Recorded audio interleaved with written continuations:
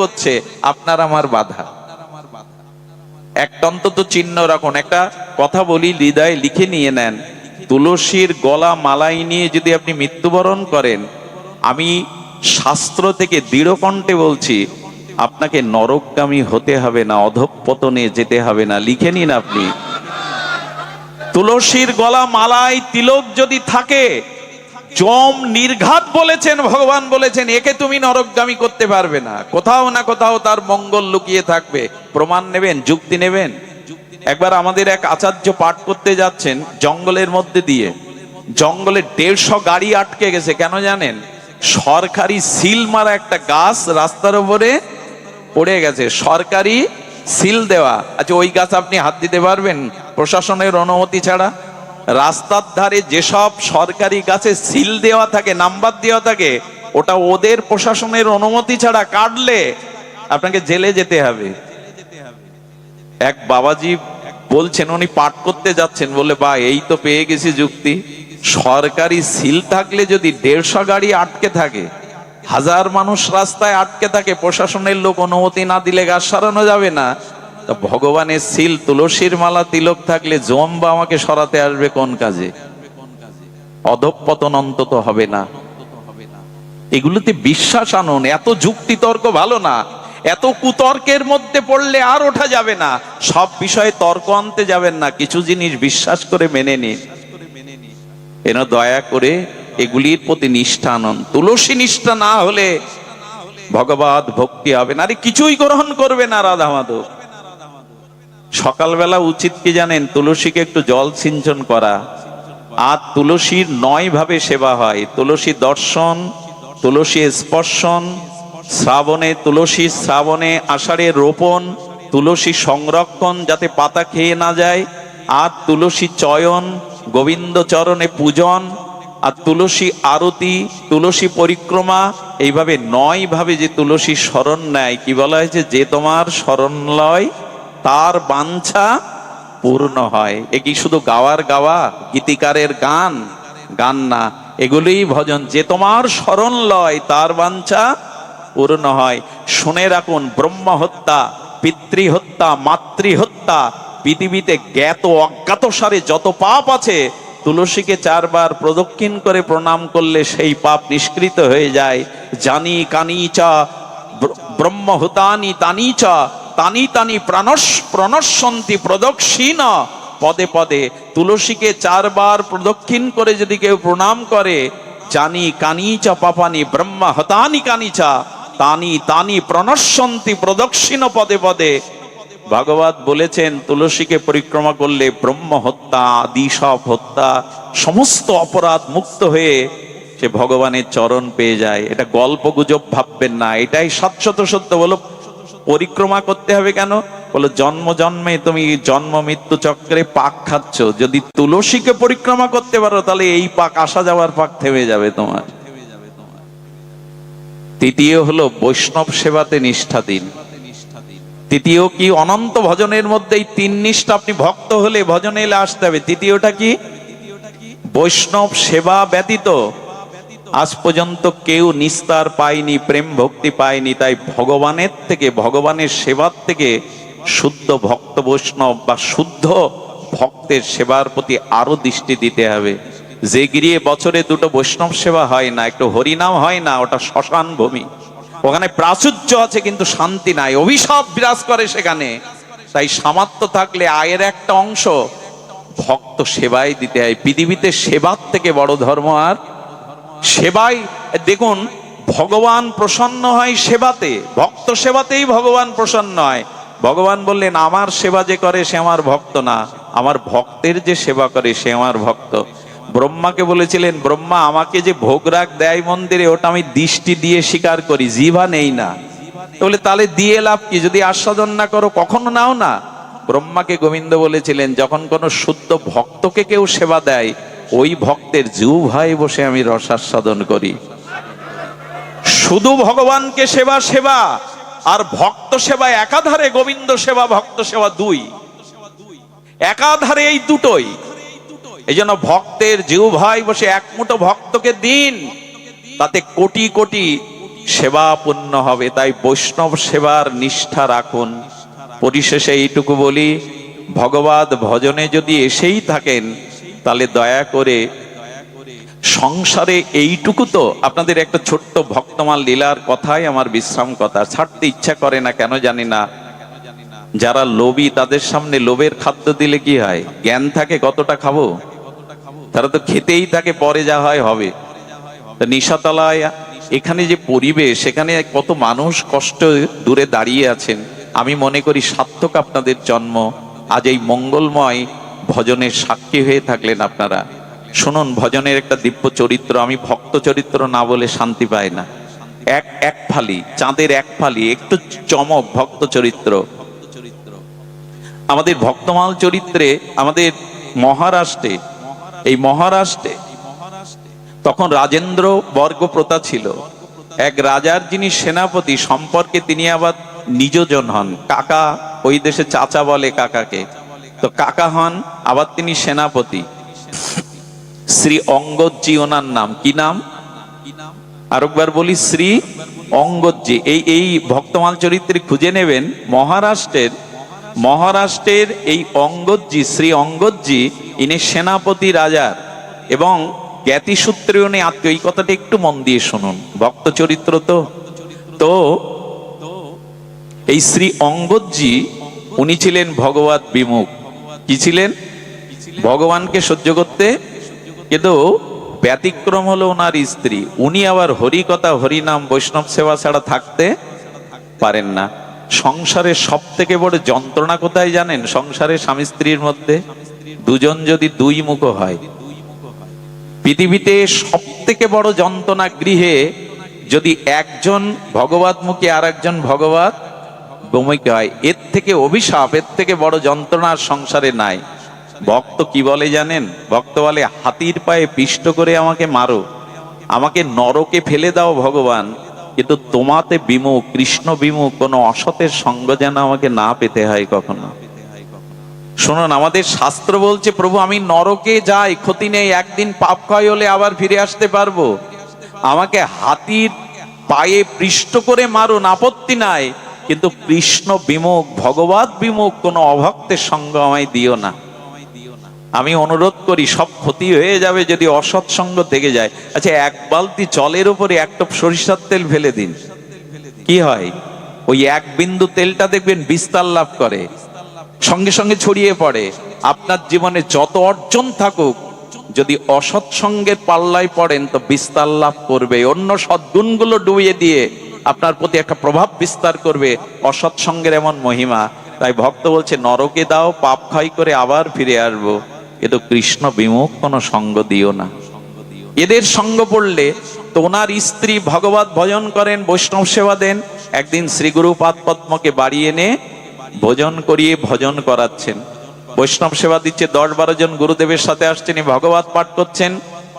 আর শ্রী অঙ্গদজি বাড়ি ঢুকেই তার মাথায় গেছে গরম হয়ে, ভক্ত সহ্য করতে পারে না তো। বাড়ি ঢুকেই বলছেন, আমার বাড়ি, আমার অনুমতি ছাড়া ও যা বলল তাই এলেন, আর এইখানে আমার ঘরে ঢুকে সব এখানে চলবে না, বেরিয়ে যান। শ্রী গুরুদেবকে অপমান করে তাড়িয়ে দিল। শ্রী গুরুদেব ওই মায়ের দিকে তাকিয়ে তার সজল নয়ন দেখে আশীর্বাদ করতে করতে চলে গেলেন। এতটা আঘাত পেল ওনার স্ত্রী যে আজ বাড়ির উপরে গুরুদেব অপমান হলো। এই মুখ্য দেখানো কারো উচিত? তো শত কোটি বার আত্মহত্যা করলেও, আগুনে দেহটাকে পোড়ালেও এই পাপের প্রায়শ্চিত্ত, খুব ব্যথা পেল।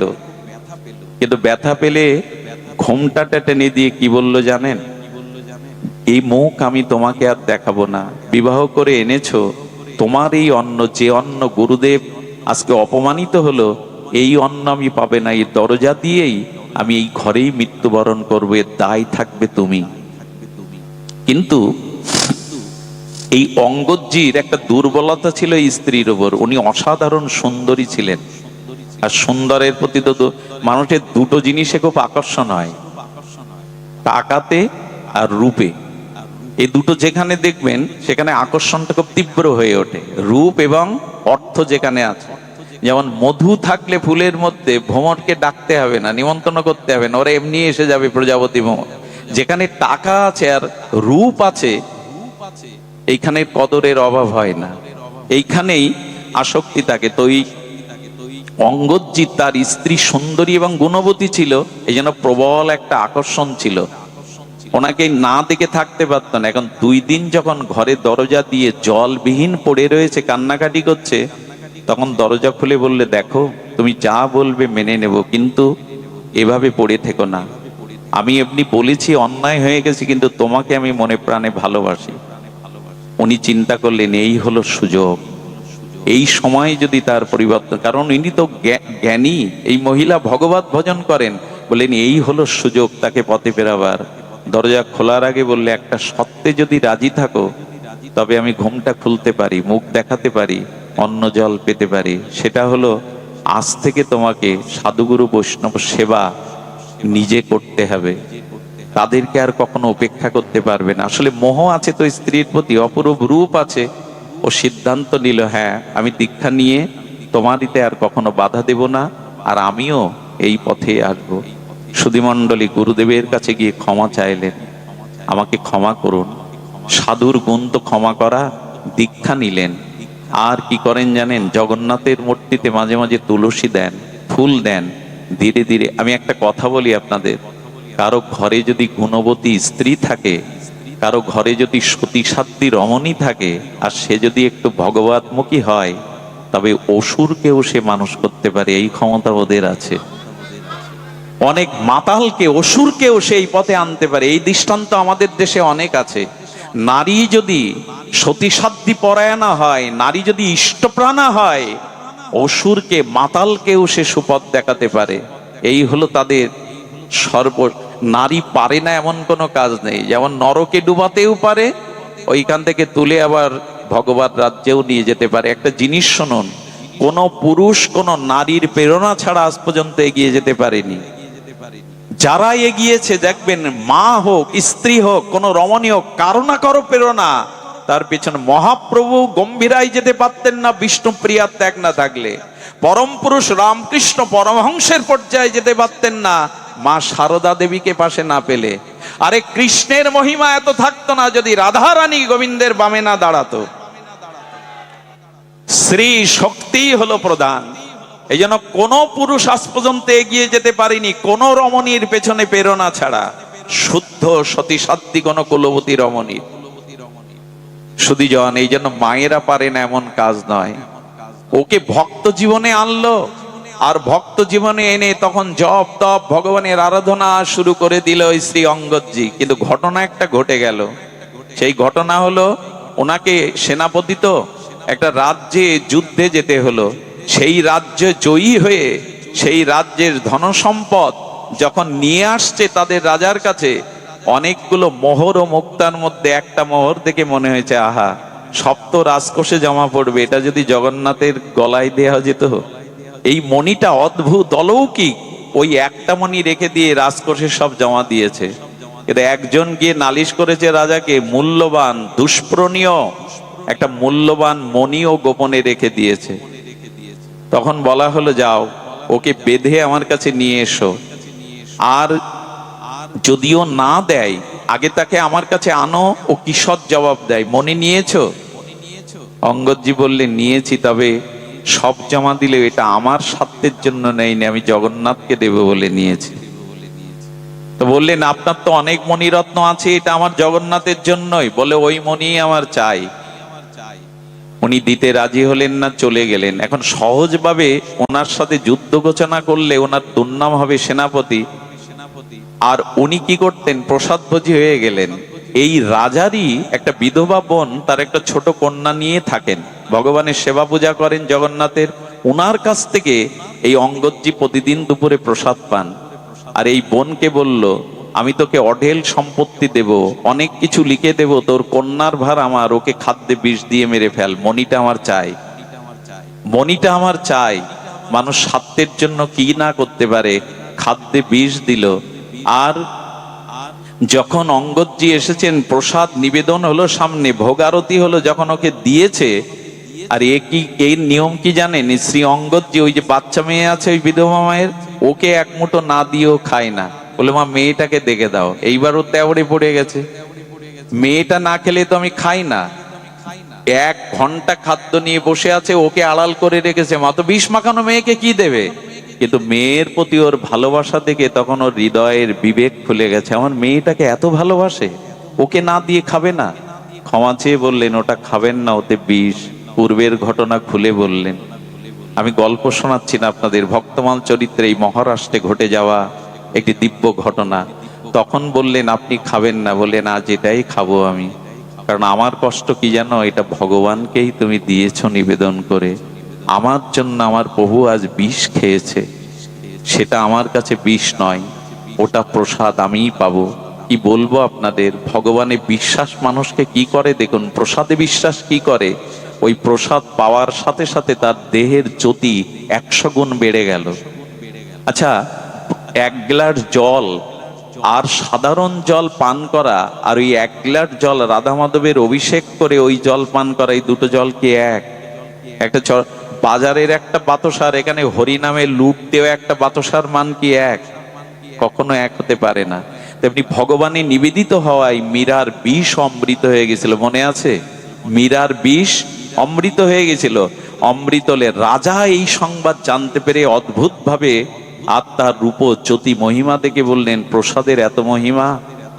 তো সুধীবৃন্দ, রাজা কিন্তু বিষে যখন মরল না, তখন বলল কি, এক কাজ করো, ওকে বেঁধে রেখে আমার কাছে আন, আমি জোর করেই মণি নিয়ে নেব।